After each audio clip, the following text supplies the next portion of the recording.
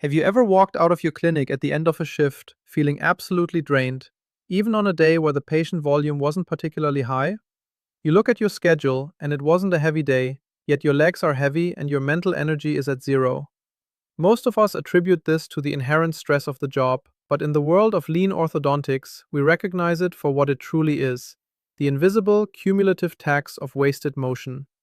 In many offices, the daily routine is a chaotic, unplanned dance of staff members crossing paths, running to the lab for a forgotten plier, or heading to the front desk just to clarify a simple scheduling detail. We feel busy, but we aren't necessarily being productive, we are simply being active. To fix this, we need to stop guessing and start visualizing the chaos using a powerful tool called the spaghetti diagram. The process is deceptively simple, but the results are almost always shocking to the practice owner. You take a floor plan of your clinic, and for a specific block of time, you trace every single physical path a team member walks. You draw a line every time someone moves from the chair to the sterilization area or from the desk to the consult room. By the time you're finished, the floor plan usually looks like a tangled, messy plate of pasta, hence the name. These lines are the cold, visual proof of lost time, lost profit, and drained human energy. They show you exactly where your facility design is fighting against your clinical flow, forcing your team into a maze of redundant steps that add zero value to the patient experience. In our modern, fitness-conscious world, many of us actually pride ourselves on hitting 10,000 steps during a workday. We check our watches and feel a sense of accomplishment. But from a lean practice efficiency standpoint, a high step count is often a massive red flag. If you've seen 30 patients and your fitness tracker shows you've walked several miles inside your own building, it means your environment is broken. You aren't getting exercise in a productive way. You are being forced into inefficient patterns by a layout that doesn't respect your time. As a leader, you shouldn't view this as an accusation against your team, but rather as a high-level blueprint for re-engineering your supply placement and facility design.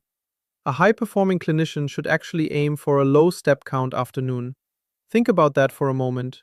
If you can complete your entire clinical session with minimal physical movement, it means you stayed in a state of total, uninterrupted flow. It means your rooms were perfectly stocked, your team worked in total synchronization, and the physical logistics of the practice supported your medical expertise rather than distracting from it. In a lean clinic, true health for the doctor and the staff comes from a balanced posture and a calm, focused mind, not from sprinting through a disorganized hallway to find a specific archwire that should have been within reach. This concept of the spaghetti diagram applies even when you are seated at the chair. If you find yourself constantly reaching across the room, opening different drawers, or, worst of all, looking away from the patient's mouth just to find an instrument, you are breaking the professional rhythm. Ideally, you should be positioned in that 12 o'clock sweet spot, with every necessary tool within a tight ergonomic arc. This is the logic behind high-performance direct bonding.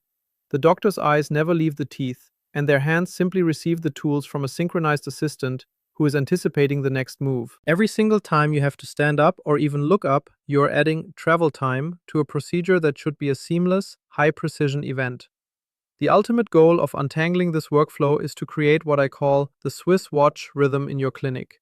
It is about identifying those redundant routes and eliminating them so you can preserve your team's energy for the tasks that actually matter: the clinical care and the patient connection.